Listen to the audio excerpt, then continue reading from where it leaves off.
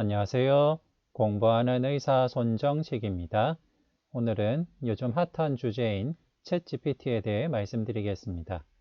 챗GPT는 오픈AI가 개발한 프로토타입 대화형 인공지능 챗봇입니다.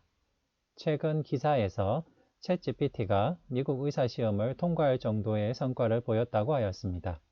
그럼 오늘 저는 증례를 보여주고 챗GPT가 어떻게 진료하고 접근하는지 확인해 보도록 하겠습니다. 증례는 55세 남자 한국인이고 총 콜레스테롤 200, HDL 콜레스테롤 40, LDL 콜레스테롤 128, 혈압 136에 85, 시름 크레아틴인 1.4인 분입니다. 네, 이분이 대한 평가를 챗GPT가 정리를 했습니다. 일단 이분이 총 콜레스테롤이 높고 LDL 콜레스테롤이 높고 HDL 콜레스테롤이 낮다. 그리고 혈압이 올라가 있다는 것은 잘 파악을 하고 있습니다. 하지만 시름 크레아티닌이 within normal range라고 정확하게 파악은 하지 못하는 것 같습니다. 그렇다면 이분이 심혈관계 질환 고위험군에 해당되는지 물어보도록 하겠습니다.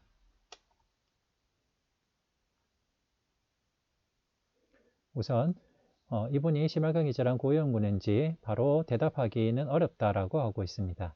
하지만은 증례가 총 콜레스테롤과 LDL 콜레스테롤이 높고 혈압도 높고 HDL 콜레스테롤은 낮기 때문에 리스크 팩터를 가지고 있다라는 것을 말하고 있고 이 사람의 나이와 남성이라는 것도 위험 요인이 된다라는 것을 말하고 있습니다.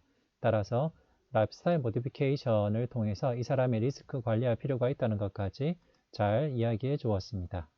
네, 그렇다면 이번에 10년 ASCVD 리스크를 어떻게 평가하는지 보도록 하겠습니다. 10년 ASCVD 리스크를 평가하는 툴은 여러 가지가 있습니다. 과거에는 대표적으로 프리겐 리스크 스코어가 사용되었고 거기에다가 CRP가 추가된 레이놀드 리스크 스코어도 함께 사용되었지만은 최근에는 주로 풀드 코호트 이퀴션이 사용되고 있습니다. 각각 리스크 프리딕션 툴을 잘 소개하였고요.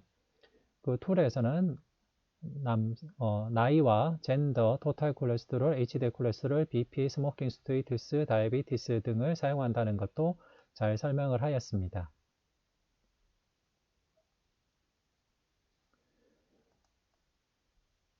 그렇다면 풀드 코호트 이퀴션의 프리딕션 툴을 사용해서 계산해 보라고 하겠습니다.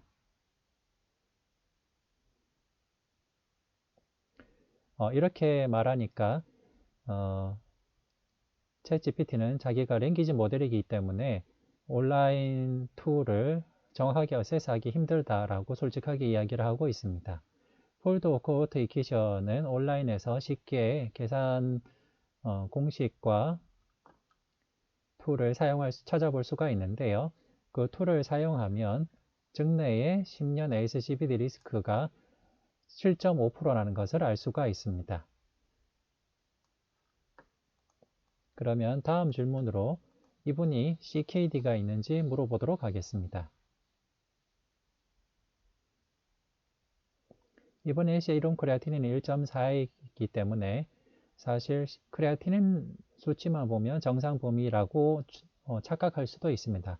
하지만은 CKD를 진단하기 위해서는 에스티메이티드 GFR을 계산해야 되겠고 알부민 유리아가 있는지 확인해야 됩니다. 거기에 대해서는 정확하게 이야기를 해주고 있는데요. 그렇다면 이 사람의 에스티메이티드 GFR을 계산해 보라고 하겠습니다.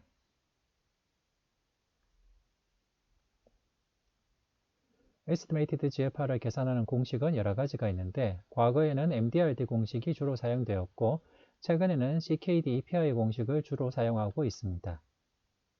네, 거기에 대해서는 정확하게 설명을 하고 있고요.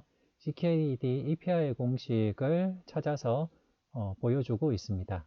네, 그렇다면 그 공식 값을 가지고 이 증례의 에스티메이티드 GFR을 잘 계산하는지 보도록 하겠습니다.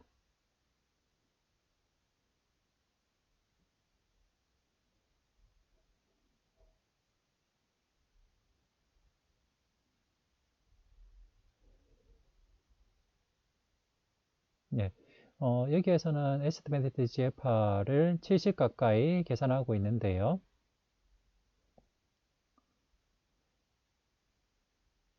69.5로 계산하고 있습니다. 하지만은 좀 더 제대로 된 온라인 툴을 가지고 계산해 보면 이번에 에스티메이티드 GFR은 60보다 조금 낮습니다. 네, 따라서 이분은 CKD가 있다라고 평가할 수도 있는데요. 계산 공식을 가지고 와서 거기에 이 변수를 집어넣어서 계산하다 보니 뭔가 오류가 있었던 것 같습니다. 네, 가끔 이렇게 오류가 있는 것도 발견이 되고 있습니다. 그러면 이분에게 어떤 추가적인 검사가 필요한지 물어보겠습니다.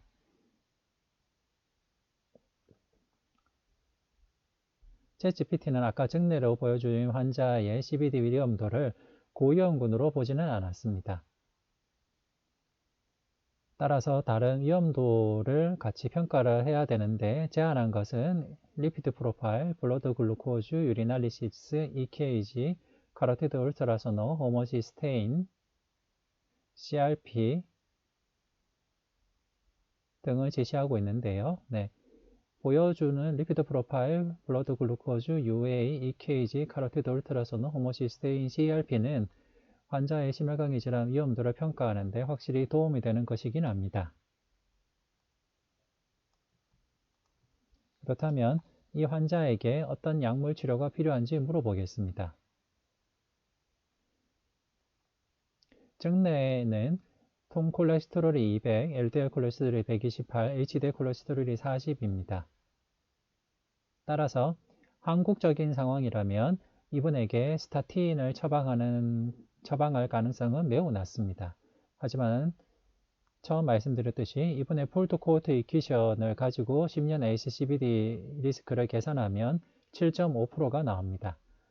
그렇다면 미국 진료 지침 기준으로는 10년 ASCVD 리스크가 7.5%이기 때문에 moderate intensity 스타틴을 사용하는 것이 필요하기는 합니다.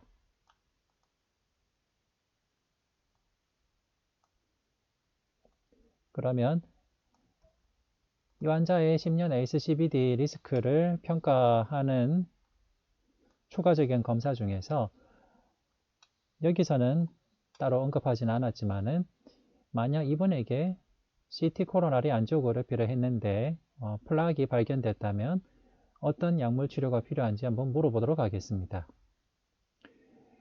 코로나리 CT 안지오를 하다 보면 non-obstructive coronary artery plaque, 즉 50% 미만의 스테노시스를 보이는 코로나리 아테리의 아스로스크로시 플라스를 갖고 있는 환자들을 종종 보게 됩니다.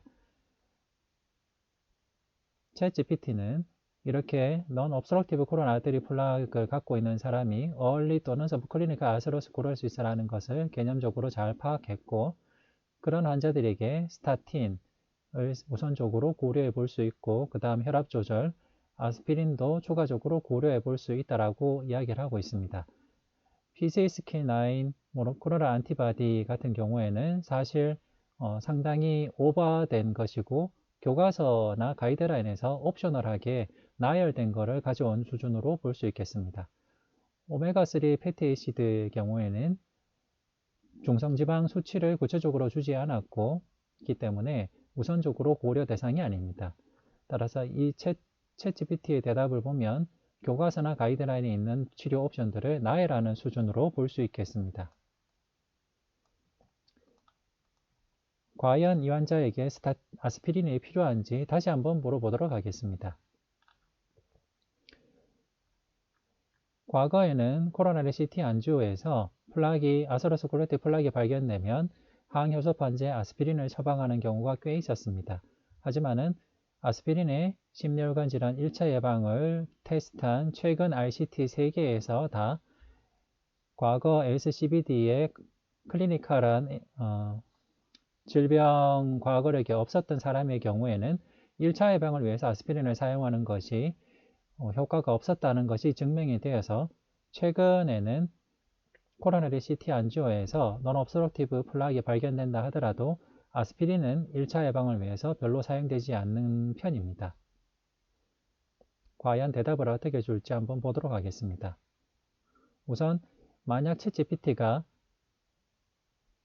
이전 진료 지침이나 과거 데이터를 가지고 대답을 한다면 아스피린을 권고하는 방향으로 나왔을 가능성이 있고, 최근 진료 지침이나 최근 데이터를 좀 더 고려한다면 쓰지 않는 쪽으로 추천할 것입니다.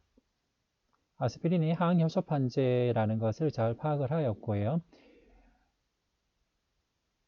ACCBD, Moderate to High Risk인 경우에 권고가 되고, 하트 어택이나 스트로크가 과거력이 있었을 때도 권고가 되고, Non-obstructive coronary artery plaque에도 권고가 된다고 하고 있는데, Non-obstructive coronary artery plaque에 사실 권고된다고 되어 있는 지침은 없다고 볼 수 있습니다. 하지만 아스피린을 사용할 때 항상 출혈의 부작용을 고려해야 된다는 것은 제대로 잘 짚었고요.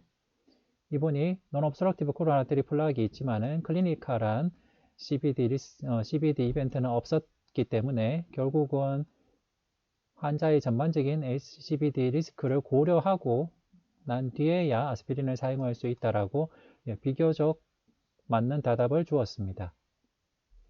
그리고 이분이 세컨더리 프리벤션을 위해서는 아스피린이 권고된다라고 정확하게 대답을 해 주었습니다. 결국은 이분은 Non-obstructive coronary artery plaque이 있었고 클리니컬한 CBD 히스토리는 없었기 때문에 이 환자의 오버롤 리스크를 고려하긴 해야 된다라는 비교적 그럴듯한 대답을 주긴 했지만은 최근 RCT에서 내려진 결론인 1차 심혈관계 질환 1차 예방을 위해서는 아스피린을 쓰면 안 된다라는 결론을까지 명확하게 보여주지는 못하였습니다. 그렇다면 다음과 같이 판단하게 된 근거 연구는 무엇인지 물어보도록 하겠습니다.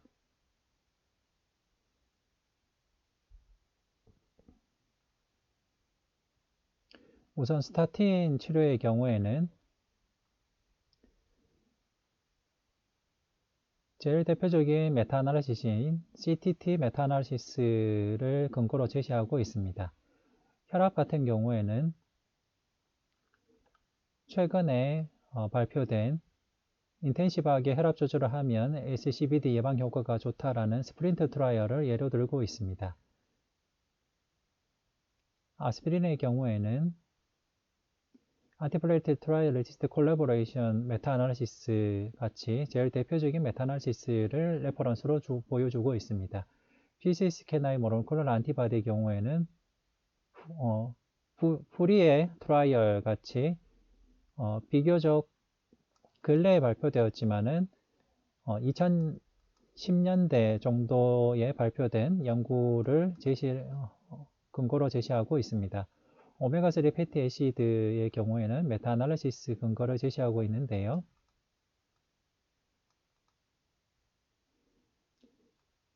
뒤에는 교과서적으로 각각 약제를 사용하는 데 있어서 결과적으로는 라이프 스타일 체인지도 같이 중요하고 의학적인 판단이 중요하다라는 교과서적인 답을 주었습니다. 네, 이상 이 증례를 가지고 토의해 보니 저의 소감은 챗GPT가 비교적 교과서적인 대답, 예를 들면 매뉴얼이나 가이드라인에서 포괄적으로 보여주는 대답은 하는 것 같습니다. 하지만 결국 환자를 볼 때 중요한 것은 이분에게 제일 중요한 것은 무엇이냐, 이분에게 어떤 약을 쓸 것이냐 말 것이냐 하는 이런 클리니컬 디시전이 중요한데요. 그런 클리니컬 디시전까지는 주지 못하는 것 같습니다. 결국 챗GPT는